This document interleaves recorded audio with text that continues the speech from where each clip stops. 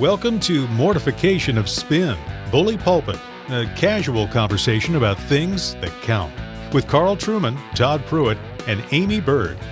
Mortification of Spin is a weekly podcast from the Alliance of Confessing Evangelicals. It's been all over the news lately. A so-called evangelical church in San Francisco has opened the door to homosexual marriage and will not call homosexual practice a sin. As longtime listeners might imagine, the Spin team has something to say about that.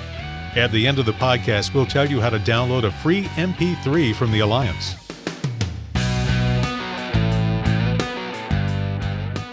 So, Carl and Amy, both of you are well-known authors.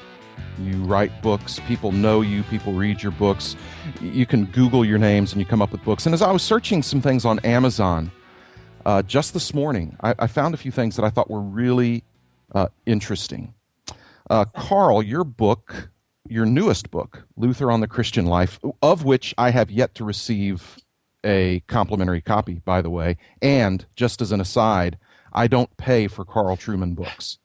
Carl Trueman is a friend. I don't pay for a friend's book. So I'm still waiting. That said, I went to the Amazon page, clicked on Luther on the Christian Life, and as a part of a recommended reading connected to Luther on the Christian Life by the Reverend Dr. Carl Trueman was a link to a whole series, I kid you not, of Amish romance novels. And it was a beautiful thing. You know, things like The Tilted Quilt, you know, that sort of thing. But a whole series of Amish romance novels connected to Carl Trueman's Luther on the Christian Life. What do you think the source of that is, Carl? I have no idea, Todd. All I know is I know that I've been big in Lancaster County for some time now. So they love you in Lancaster. Could well be my Steve Nichols connection, I think, exactly. pulling me in there. Yeah. Well, there's another thing, not just to single Carl out, but our own Amy Bird, who herself is an author. There was a particular review of her book by somebody who apparently did not care for it, let us say. And here's what this particular reviewer said on Amazon. Quote, "If you think submission and subordination are the same thing, this book is for you. However, if you are a woman who thinks for herself and cares at all about your identity being more than Mrs. Whatever, do not read this," are you ready for it? "Hunk of crap." End quote. I told my wife not to use the C word when she wrote that review. So Amy, you know, how do you feel about that particular review? Well, how's your self-esteem? My husband would, probably have a much easier life if that were true. But I did notice that this woman also gave a rhinestone-studded elastic belt 5 stars. Yet she gave my book 1 star. So congratulations to the two of you. You're moving up in the world. So. Yes. So that's a good thing.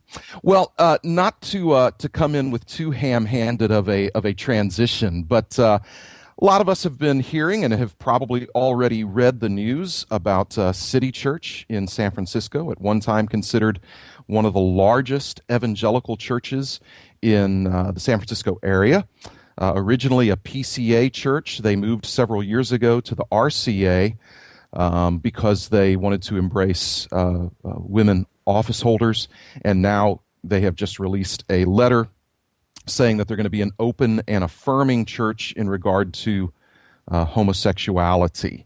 And this has been making the rounds, of course. Carl and Amy, you along with me have read the letter from their pastoral leadership. What are your thoughts on this? There's a lot to think about it, but what comes to mind? Well, one of the first things that they bring up, point 1, is that God is bringing LGBT Christians through the doors of City Church. Mm-hmm. And so that just made me ask, well, does God bring people through the church doors who are okay? Right. Like, is that a reason to then accept a sinful lifestyle? What is the church's responsibility? What if God's bringing through your doors people who are having major addictions to heroin? Right. Do you reconsider the church's stance on heroin?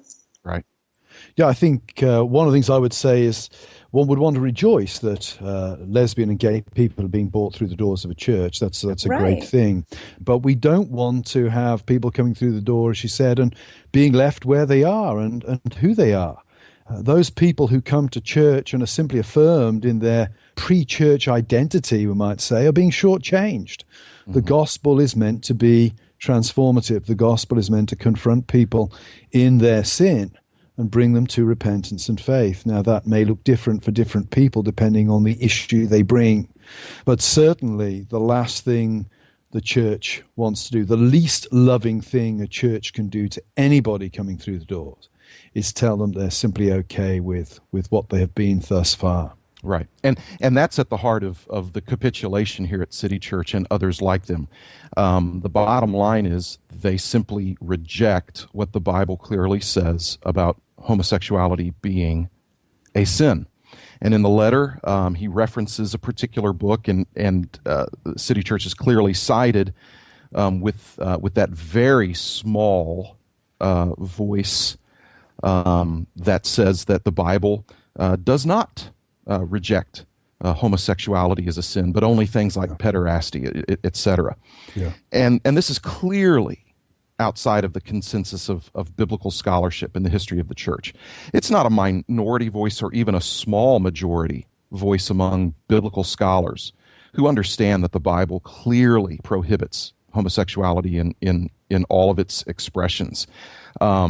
Richard Hayes, who's at Duke University, world-renowned biblical scholar and no champion of fundamentalism, nevertheless is very clear. A number of years ago, he wrote an excellent book called The Moral Vision of the New Testament. And he makes this statement. He says, "The only paradigms offered by the New Testament for homosexual behavior are the emphatically negative. The New Testament offers no accounts of homosexual Christians, tells no stories of same-sex lovers, ventures no metaphors that place a positive construal on homosexual relations." And he's right. Right, and the explanation that they give in this letter to the congregation isn't so much a biblical explanation, but it's a bit more practical, and I would say a little vague. Their second point is their pastoral practice of practicing lifelong celibacy was causing obvious harm and has not led to human flourishing. Mm-hmm. So that kind of begs the question, what's human flourishing? Right. Well, certainly what they've done is ignored much of the medical research on homosexuality. There are significant health risks involved in homosexual practice. I'd recommend that listeners get hold of Robert R. Riley's book, Making Gay Okay. It's Robert Riley, I think, is a Roman Catholic. The book is published by Ignatius Press, but there is an excellent chapter in this book on the lessons from biology relative to homosexual practice. And I won't quote the statistics, but I'm going to quote his conclusion here. Talking about homosexual practice, he says this: "Why then are there no warning labels? Where are the skulls and crossbones? How is it that there can be warning labels on cigarettes and alcohol, on almost every package of food, health alerts for the level of air pollution, mandatory use of seatbelts in cars, and yet no cautionary admonitions regarding homosexual practices? Why are we counseled to change our dietary habits if we tend toward obesity because of the health hazards it presents, but not asked to modify our behavior if we engage in, his term, sodomy, which can be far more lethal?" Yeah. And I think the answer to that question, of course, is no lobby groups. Right. The lobby groups on the gay issue are all going the one way. They have a monopoly of the rhetoric.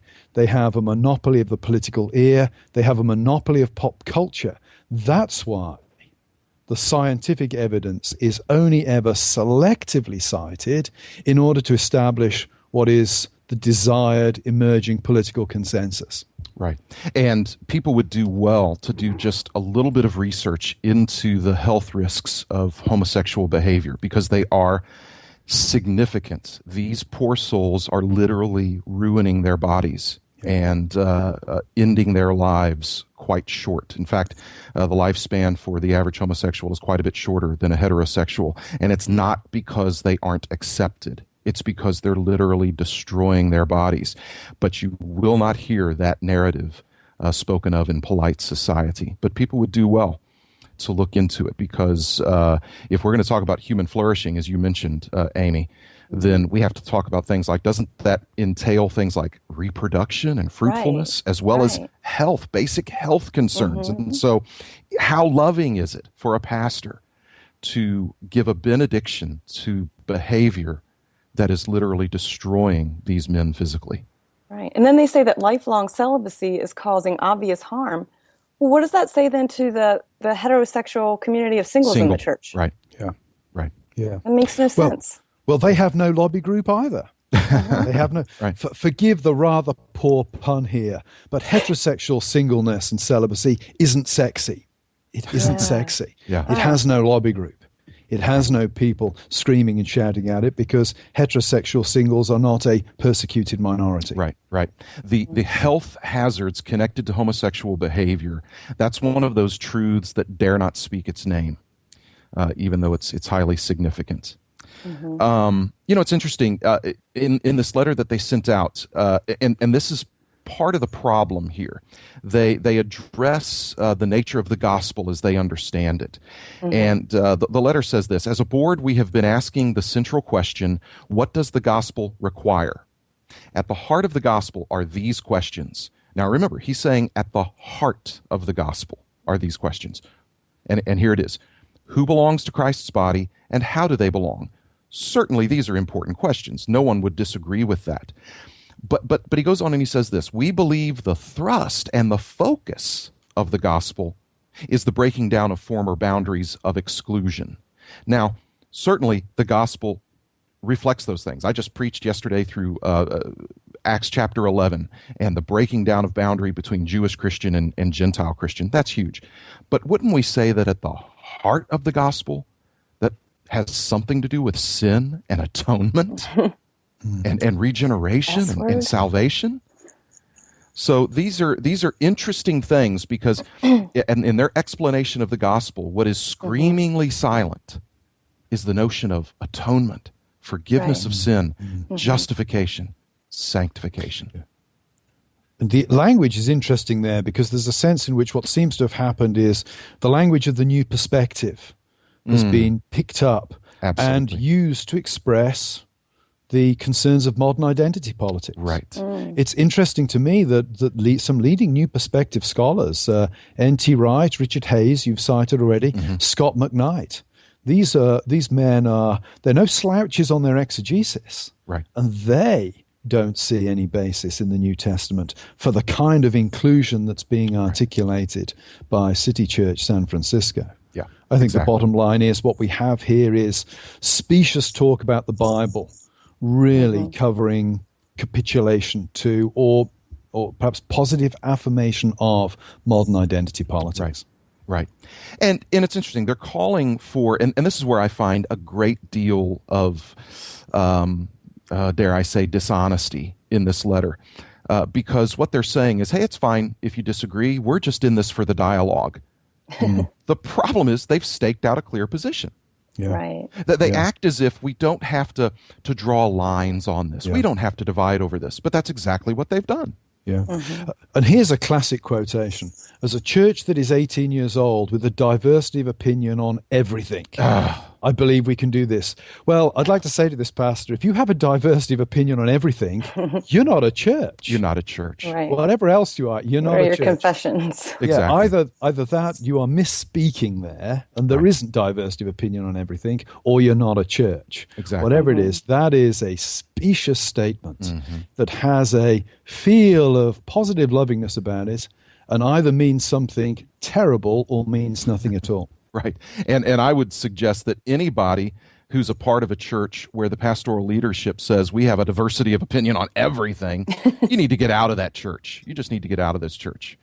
And can I just say this, as a PCA pastor, City Church began, it was planted by the PCA, and a lot of resources were poured into that church from the PCA. Men and women who gave of their money to see churches planted by our denomination in one of the most expensive areas in the country, a place that needs a good, strong, evangelical, reformed voice. So we planted this church, it grew, And then the pastor led it out of the PCA because his opinions changed on women office holders. Instead of relinquishing his credentials and resigning from that PCA church, which is what he should have done, he led that whole church out of the denomination. I think that was a lack of integrity. Yeah. That's a good And point. I think what we see here is probably, I think it's a cloud bigger than the size of a man's hand. What we're seeing in City Church San Francisco is going to be happening all over the country. We're coming to a point in time where the cultural pressure is so great and the cost of remaining solid on this issue will be so great that more and more churches will find ways of spinning this, compromising, collapsing on precisely this point. As soon as you allow the LGBTQ lobby to monopolize the rhetoric of victimhood, flourishing, safety, you've lost the language to express reasonable dissent from that community. And I think many evangelical churches and institutions have already reached that point. They don't know that in selling out the rhetoric, they've long-term sold out the position at this point. So I look at City Church San Francisco, and on one level, I applaud them. They're being honest. And I think we're going to see a lot more honesty like this coming in the next few years. And we will be surprised and shocked. It's always the way. You're surprised and shocked at those who will stand and some of those who won't stand firm on this issue. So, ending on a rather depressing note there, this episode of Mortification of Spin, Bully Pulpit, but we would recommend that you go to the website of City Church San Francisco, look at the letter there, and I think you will see a foreshadowing of what awaits many churches in the next 5 to 10 years. Thanks for listening. We hope you'll check out our website, mortificationofspin.org, and we look forward to being with you next time. I can go anyway without you. I can live anyhow without you. I can go anywhere for something new. Anyway, anyhow, without you. Do anything, right or wrong. I can talk anyhow and keep it wrong. Don't care anyway, I never lose. Anyway, anyhow, without you. Thanks for listening to Mortification of Spin, Bully Pulpit, a podcast of the Alliance of Confessing Evangelicals. The Alliance is a coalition of pastors, scholars, and churchmen who hold the historical creeds and confessions of the Reformed faith and who proclaim biblical doctrine in order to foster a Reformed awakening in today's church. Make sure to visit our website, mortificationofspin.org, to download Pagan Sexuality by Peter Jones. Next week, the gang finds themselves in the middle of a book-burning party. We're burning everything that I don't personally agree with, and that even includes a few books that Carl has written. Find out why next week. You won't want to miss it. Thanks for listening. And don't forget to visit mortificationofspin.org to download your free MP3.